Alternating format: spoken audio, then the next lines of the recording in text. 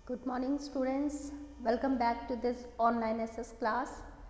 तो student, Diwali vacation के बाद आप सबका वेलकम है और आज हम पढ़ने वाले हैं lesson number 7 prairies the grasslands.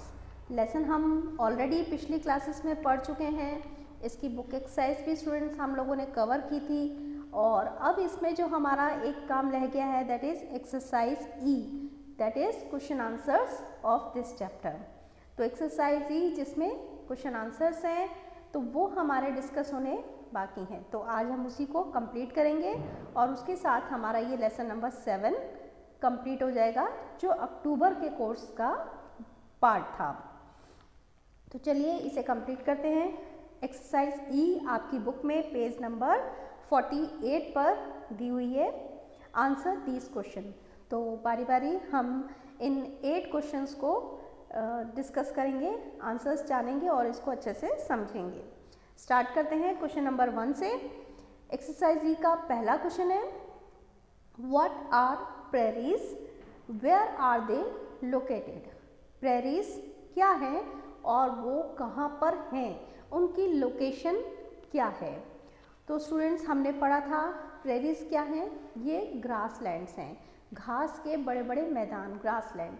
World में अलग अलग जगहों पे, अलग अलग कंट्रीज़ में जो ग्रासलैंड्स हैं उनको अलग अलग कंट्री में अलग अलग नाम से जाना जाता है। तो प्रेरीज कौन से ग्रासलैंड है, ये नॉर्थ अमेरिका के ग्रासलैंड्स हैं। तो व्हाट आर प्रेरीज, इसका आंसर क्या होगा, the grasslands of North America are known as prairies. बहुत सिंपल सा आंसर है, the grasslands of North America are known as prairies. North America के जो ग्रासलैंड हैं, जो घास के मैदान हैं, उन्हें हम प्रेरीज बोलते हैं, वो प्रेरीज के नाम से जाने जाते हैं। अब रही बात इनकी लोकेशन की, ये कहाँ पर है, तो ये प्रेरीज लोकेटेड किस जगह पे है, टेम्परेट जोन में आ जाती हैं। These prairies are located in the temperate zone. Temperate zone में इनकी लोकेशन आती है, ये सिचुएटेड हैं। तो ये था हमारा आंसर नंबर 1। अब हम आ जाते हैं हमारे नेक्स्ट क्वेश्चन पे, क्वेश्चन नंबर 2। क्वेश्चन नंबर 2 में पूछा है, why are prairies called the wheat basket of world. ये जो प्रेरीज हैं यानी नॉर्थ अमेरिका के ग्रासलैंड, इन्हें वीट बास्केट ऑफ वर्ल्ड के नाम से जाना जाता है। तो क्यों इन्हें वीट बास्केट ऑफ वर्ल्ड कहा जाता है, इसका आंसर क्या होगा। इसका आंसर लेसन के बीच में ही दिया हुआ है। Prairies are called the wheat basket of world as farmers produce enough for the country and also for export। क्योंकि यहाँ पे जो वीट प्रोडक्शन है, यहाँ गेहूँ का जो प्रोडक्शन होता है वो ना सिर्फ कंट्री के लिए अनफ है, कंट्री में तो कंज्यूम करने के लिए पूरा होता ही है, साथ ही साथ और भी जो सरप्लस बचता है वो एक्सपोर्ट भी होता है। तो यहाँ पे वीट प्रोडक्शन बहुत ज़्यादा है जो कंट्री के लिए भी अनफ है, साथ ही साथ हम उसको एक्सपोर्ट भी कर सकते हैं, इसीलिए इसे वीट बास्केट ऑफ वर्ल्ड भी कहा जाता है। तो फिर से एक बार इसका आंसर मैं बोल देती हूँ, prairies are called the wheat basket of world as farmers produce enough for country and also for export. क्योंकि जो फार्मर्स वीट प्रोडक्शन कर रहे हैं कंट्री के लिए भी एनफ है और एक्सपोर्ट के लिए भी काफ़ी होता है। तो ये आंसर नंबर 2 था। अब हम आ जाते हैं क्वेश्चन नंबर 3।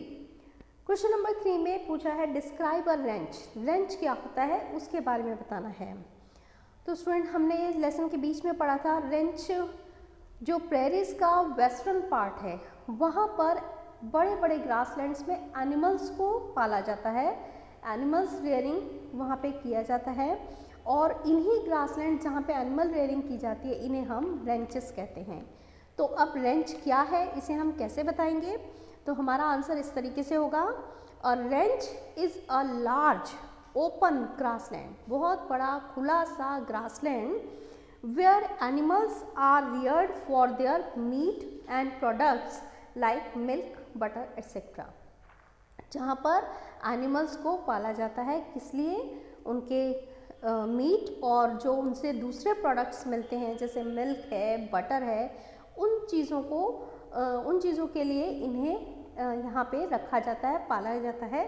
इस बड़े ग्रासलैंड्स को जो एनिमल रेयरिंग के लिए यूज़ होते हैं उन्हें हम रेंच कहते हैं। तो फिर से एक बार मैं इसका आंसर बोल देती हूँ। A range is a large open grassland where animals are reared for their meat and products like milk, butter etcetera. तो ये था रेंज। अब ये आंसर नंबर 3 था। अब हम आ जाते हैं हमारे नेक्स्ट क्वेश्चन नंबर 4 पर। क्वेश्चन नंबर 4 में पूछा है name the major crops grown in prairies. ये जो नॉर्थ अमेरिका के ग्रासलैंड है जिन्हें हम प्रेरीज कहते हैं, यहाँ पर कौन कौन सी इम्पॉर्टेंट क्रॉप्स, फसलें ग्रो होती हैं। तो वो कौन सी क्रॉप्स हैं जो यहाँ पे होती हैं? वो है वीट, मेज, राई, ओट एंड बार्ले। सबसे इम्पॉर्टेंट वीट, हम इनको वीट बास्केट ऑफ वर्ल्ड के नाम से भी जानते हैं। उसके अलावा भी कई और इम्पॉर्टेंट क्रॉप्स हैं जैसे मेज़ है, राई है, ओट्स है, बार्ली है। तो यही हमारा आंसर होगा। तो आंसर किस तरीके से लिखा जाएगा, एक बार मैं क्लियर आंसर पढ़ देती हूँ। The major crops grown in prairies are wheat, maize, rye, oats and barley. तो ये हो गया हमारा आंसर नंबर 4। अब हम नेक्स्ट क्वेश्चन पे आते हैं, क्वेश्चन नंबर 5। क्वेश्चन नंबर 5 है why is cattle rearing important in हिली वेस्ट। जो वेस्ट हिली पार्ट है वहाँ पर कैटल रियरिंग इम्पॉर्टेंट क्यों है, वो इतनी महत्वपूर्ण क्यों है? तो इसका आंसर क्या होगा? वहाँ हमने पढ़ा था वेस्ट पार्ट में हिली एरिया है, रॉकी एरिया है, तो वहाँ की सॉइल फर्टाइल नहीं है, तो वो एग्रीकल्चर के लिए सूटेबल नहीं है। बट वहाँ पर एनिमल रियरिंग की जाती है और इसीलिए वो कैटल रियरिंग के लिए इम्पॉर्टेंट है, क्योंकि वहाँ एग्रीकल्चर नहीं हो पाती, वो एग्रीकल्चर के सूटेबल नहीं है, but that is suitable for animal rearing. तो हमारा आंसर हम किस तरह से देंगे? Cattle rearing is important in the hilly west because the western part of prairie is hilly and the soil is not so fertile.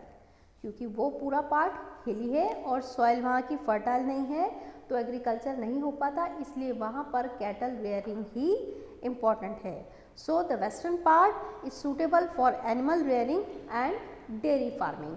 Dairy farming के लिए, animal rearing के लिए ये पार्ट सूटेबल है। अब हमारा नेक्स्ट क्वेश्चन, क्वेश्चन नंबर 6।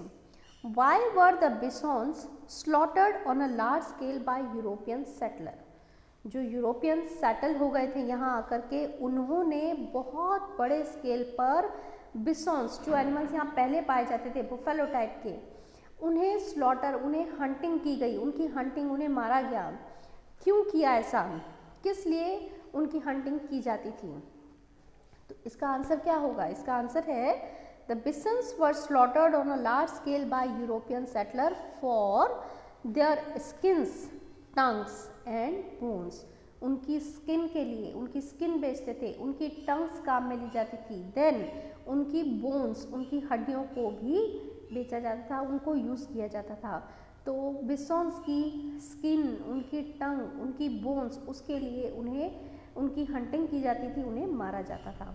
तो हमारा छोटा सा आंसर रहेगा, क्या आंसर होगा हमारा? Bisons were slaughtered on a large scale by European settler for their skins, tongues and bones. तो ये आंसर नंबर 6 था। अब हम आ जाते हैं नेक्स्ट क्वेश्चन नंबर 7 पर। Describe the climate of prairie. Prairies का क्लाइमेट कैसा है, यानी नॉर्थ अमेरिका के जो ग्रासलैंड है वहाँ का मौसम, क्लाइमेट किस तरह का है, वहाँ पर किस तरह का क्लाइमेट है? वहाँ पर जो विंटर्स हैं, विंटर सीजन है, वो ठंडे रहते हैं, समर्स हॉट रहते हैं, रेनफॉल मॉडरेट रहती है और कभी कभी स्नोफॉल विंटर में हो जाती है। तो इस चीज़ को हम कैसे देंगे? हमारा आंसर किस तरह से रहेगा? The winters are cold and summers are hot in prairies. Moderate rainfall occurs mostly in summer. ज़्यादातर रेनफॉल समर में ही होती है। There is an occasional rainfall and snowfall in winter. Winter में कभी कभी हल्की सी रेनफॉल या फिर स्नोफॉल हो जाती है। तो ये वहाँ के क्लाइमेट के बारे में था। विंटर्स कोल्ड, समर्स हॉट रहते हैं, रेनफॉल मॉडरेट रहती है और जो कि समर सीजन में होती है। विंटर सीजन में ओकेजनली रेनफॉल या स्नोफॉल हो जाता है। इसके बाद हमारा लास्ट क्वेश्चन आ जाता है, क्वेश्चन नंबर 8। इसमें हमसे पूछा गया है major temperate grasslands of world, name the major temperate grassland of worlds. जो टेम्परेट जोन में डिफरेंट ग्रासलैंड्स आते हैं उनका नाम, उनके नेम्स बताने हैं। तो ये हमने लेसन के स्टार्टिंग में स्टार्टिंग वाले पेज पर हमने पढ़े थे, और ये थे prairies, Mampa, steppes, downs, Wales. अलग अलग कंट्री में अलग अलग नाम से, नॉर्थ अमेरिका के प्रेरीज कहलाते हैं, साउथ अमेरिका के पम्पाज हैं, रशिया में स्टेपीज, ऑस्ट्रेलिया में डाउन्स और साउथ अफ्रीका में वेल्स।